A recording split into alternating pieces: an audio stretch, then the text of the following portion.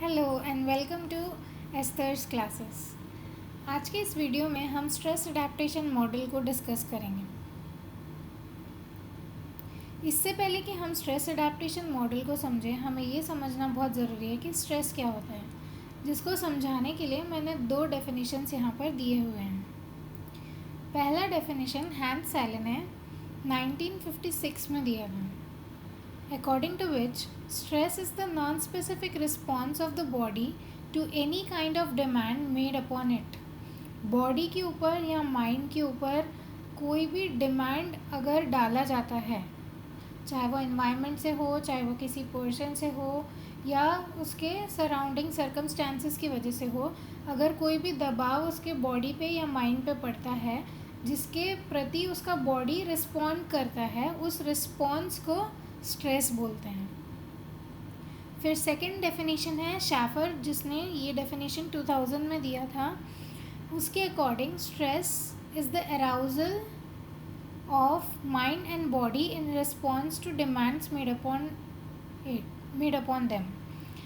तो शैफर के according stress body और माइंड का अराउजल है, मतलब जो भी डिमांड्स या दबाव या तनाव बॉडी के ऊपर या माइंड के ऊपर आ रहे हैं, उसके प्रति माइंड और बॉडी का जागरूक होना और उसके लिए रिस्पॉन्ड करना, उसे हम स्ट्रेस बोलते हैं। तो ये एक नॉर्मल फिनोमेना है जिससे कि हम हमारे शरीर पर या हमारे दिमाग पर पड़ रहे दबाव के खिलाफ हम रिस्पॉन्स कर रहे हैं, उस फिनोमेना को स्ट्रेस बोलते हैं।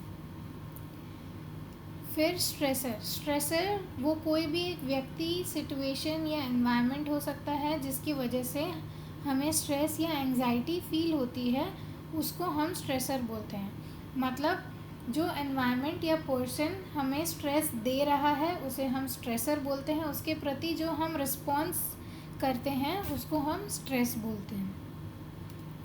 देन नेक्स्ट है एडेप्टेशन जो चेंजेस बॉडी और माइंड में हो रहा है स्ट्रेस के साथ डील करने के लिए, उसको एडेप्टेशन बोलते हैं। फिर कोपिंग का मतलब होता है स्ट्रेस के खिलाफ लड़ना और उससे बाहर आना, उसे हम कोपिंग बोलते हैं। फिर अब हम डिस्कस करेंगे मॉडल्स ऑफ स्ट्रेस, जिसमें से फर्स्ट है स्टिमुलस बेस्ड मॉडल, सेकंड है रिस्पॉन्स बेस्ड मॉडल और थर्ड है ट्रांजैक्शन बेस्ड मॉडल। तीन इम्पॉर्टेंट मॉडल्स हैं जिसमें कि स्ट्रेस को डिस्क्राइब किया गया है या प्रोसेस ऑफ स्ट्रेस को डिस्क्राइब किया गया है। तो जो फर्स्ट मॉडल है that is stimulus based model, ये होम्स और राहे ने 1960 में डेवलप किया था। तो होम्स और राहे ने मिलकर एक सोशल रीएडजस्टमेंट रेटिंग स्केल तैयार किया, जिसमें कि लाइफ के बहुत सारे इवेंट्स थे जिसकी वजह से लोगों में स्ट्रेस क्रिएट होता है। तो उनमें से उन्होंने 43 कॉमन लाइफ चेंजेस को इंक्लूड किया जिसकी वजह से लोगों में स्ट्रेस होता है। इस मॉडल के अकॉर्डिंग स्ट्रेस एक ऐसा फिनोमेना है जो कि हमारे शरीर का फिजियोलॉजिकल और साइकोलॉजिकल अराउजल होता है किसी भी डिफ़िकल्ट सिचुएशन से डील करने के लिए, उसको स्ट्रेस बोलते हैं। और ये स्ट्रेस रिस्पॉन्सिबल है इंडिविजुअल में इलनेस की वल्नरेबिलिटी चांसेस को बढ़ाने के लिए। तो स्टिमुलस बेस्ड मॉडल के अकॉर्डिंग कोई भी एक्सटर्नल स्टिमुलस जो है वो स्ट्रेस क्रिएट करता है और जिसके रिस्पॉन्स में हमारी बॉडी उसके अगेंस्ट रिएक्ट करती है, और इस पूरे प्रोसेस में जो भी फिजियोलॉजिकल और साइकोलॉजिकल चेंजेस हमारी बॉडी में हो रहे हैं वो इलनेस के चांसेस को बढ़ाते हैं, ऐसा स्टिमुलस बेस्ड मॉडल का कहना है।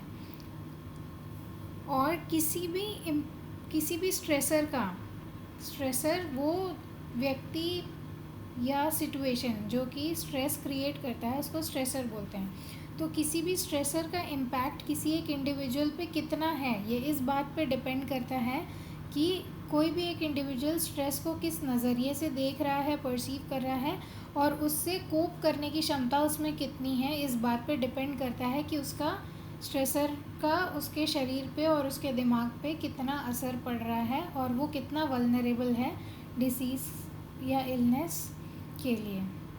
तो ये था स्ट्रेस बेस्ड मॉडल। फिर नेक्स्ट है response based model. Response based model को हैंस सेले ने 1945 में दिया है। Selle's stress response is characterized by a chain or pattern of physiological events called as General Adaptation Syndrome (GAS). सेले के अकॉर्डिंग जो stress response है उसमें बहुत सारी चेन ऑफ एक्टिविटीज़ या फिजियोलॉजिकल इवेंट्स इन्वॉल्व हैं, जिसे उसने जनरल एडाप्टेशन सिंड्रोम का नाम दिया है। वो जो सारे स्ट्रेस रिस्पॉन्स के जो स्टेजेस हैं उसको सेले ने इकट्ठे जनरल एडाप्टेशन सिंड्रोम का नाम दिया है और उसका शॉर्ट फॉर्म है GAS। इस मॉडल के according homeostatic mechanism are aimed at counter acting the everyday stress of living. जो हमारी बॉडी का होम्योस्टैटिक मैकेनिज्म है वो उसका एक ही उद्देश्य होता है कि जो एवरीडे स्ट्रेस ऑफ लिविंग है उसको कैसे काउंटर एक्ट किया जाए। और उसको काउंटर एक्ट करना या ओवरकम करने के लिए 3 मेन स्टेजेस हैं, जिसमें से फर्स्ट है अलार्म स्टेज, सेकंड है रेजिस्टेंस स्टेज और थर्ड है एग्जॉशन स्टेज। ओके, तो इन तीनों स्टेजेस को हम डिटेल में थोड़ा देखेंगे। किसी भी स्ट्रेसर के प्रेजेंस में आने के बाद कोई भी ऐसी सिचुएशन है जो हमारे अंदर स्ट्रेस या एंजाइटी क्रिएट करती हैं, तो जो फर्स्ट स्टेज है वो होता है अलार्म स्टेज, जिसमें बॉडी एक्शन के लिए प्रिपेयर होती है। इस अलार्म स्टेज को फाइट और फ्लाइट सिचुएशन के नाम से भी, फाइट और फ्लाइट स्टेज के नाम से भी जाना जाता है। अब इमेजिन कीजिए कि आप कहीं जा रहे हैं और अचानक से आपके सामने कुछ गुंडे चाकू लेकर आ जाते हैं, तो उस समय आपका क्या रिएक्शन होगा? उस समय आपकी बॉडी प्रिपेयर करेगी या तो फाइट करने के लिए या फ्लाइट करने के लिए। या तो आप फाइट करेंगे उनसे या आप वहाँ से भाग जाएंगे। तो इसीलिए इस स्टेज को फाइट और फ्लाइट बोला गया है। जब भी कोई ऐसा स्ट्रेसर सामने आता है या एनवायरनमेंट सामने आता है, मुश्किल या डिफ़िकल्ट सिचुएशन का टाइम होता है, तो हमारी बॉडी खुद को प्रिपेयर करती है कि उसके खिलाफ कैसे रिएक्ट करें। उस प्रिपरेशन स्टेज को अलार्म स्टेज बोलते हैं। इसमें बॉडी में बहुत सारे चेंजेस आते हैं, जैसे कि हार्ट रेट का इंक्रीज़ हो जाना, रेस्पिरेटरी रेट का इंक्रीज़ हो जाना, क्योंकि automatically body is demanding for more oxygen, जिसकी वजह से बहुत सारे फिजियोलॉजिकल चेंजेस हमारी बॉडी में होते हैं। That stage is known as alarm stage. फिर नेक्स्ट है रेजिस्टेंस स्टेज। रेजिस्टेंस स्टेज में हमारी बॉडी अटेम्प्ट करती है कि स्ट्रेस के साथ कैसे कोप किया जाए। बहुत सारे हार्मोनल चेंजेस होते हैं, हमारी बॉडी और माइंड इकट्ठा काम करती है, इवेंचुअली वो एनर्जी प्रोड्यूस करती है जिससे कि हम उस सिचुएशन से डील कर सकें। अगर अलार्म स्टेज और रेजिस्टेंस स्टेज प्रॉपर रहा और कोप कर लिया, हमने स्ट्रेस के साथ कोप कर लिया, तो ये जो प्रोसेस है वो यहीं पर ख़त्म हो जाती है। पर अगर स्ट्रेस के साथ कोप नहीं कर पा रहे या स्ट्रेसफुल सिचुएशन बहुत ज़्यादा सीवियर है, तो फिर थर्ड स्टेज आता है, दैट इज़ एग्जॉशन स्टेज, जिसमें अब बॉडी और ज़्यादा फाइट नहीं कर सकती या और ज़्यादा रेसिस्ट नहीं कर सकती। उस स्टेज को हम बोलते हैं एग्जॉशन स्टेज। तो ये था रिस्पॉन्स बेस्ड मॉडल। फिर नेक्स्ट है transaction based model. Transaction based model Lazarus ने प्रपोज किया था 1966 में। इस थ्योरी के अकॉर्डिंग या इस मॉडल के अकॉर्डिंग एनवायरनमेंट और जो पर्सन है, मतलब कोई भी एक इंडिविजुअल या और उसका सराउंडिंग एनवायरनमेंट इनसेपरेबल है। कोई भी एक में प्रॉब्लम होती है तो वो दूसरे को इफ़ेक्ट करता है। अगर इन्वायरमेंट में प्रॉब्लम है तो वो पर्सन को इफ़ेक्ट करेगा, पर्सन में कोई प्रॉब्लम है तो वो इन्वायरमेंटल चेंजेस को लीड करेगा। तो इस तरीके से जो एनवायरनमेंट और पर्सन है वो इनसेपरेबल हैं। The individual adapts to environment changes by adaptive और कोपिंग रिस्पॉन्स। हर इंडिविजुअल अपने सराउंडिंग एनवायरनमेंट में जो भी चेंजेस हो रहे हैं उसके साथ वो अडेप्ट करता है, उसको अडेप्ट करना पड़ता है बाय अडेप्टिव और कोपिंग रिस्पॉन्स। अडेप्टिव या कोपिंग रिस्पॉन्स की सहायता से वो अपने एनवायरनमेंट में जो भी चेंजेस हुए हैं, चाहे वो किसी लव्ड वन की डेथ हो या जॉब में चेंज हो या कोई भी एनवायरमेंटल सिचुएशन हो या डिज़ास्टर हो, कोई भी एक सडन चेंज को उसको एक्सेप्ट करने में टाइम ज़रूर लगता है, पर वो उसके साथ अडेप्ट करता है, तभी वो आगे बढ़ पाता है। तो उस कोई भी इंडिविजुअल अपने एनवायरमेंटल चेंजेस के साथ अडेप्ट करने की जो स्किल्स होती है उसको हम अडेप्टिव और कोपिंग रिस्पॉन्स बोलते हैं।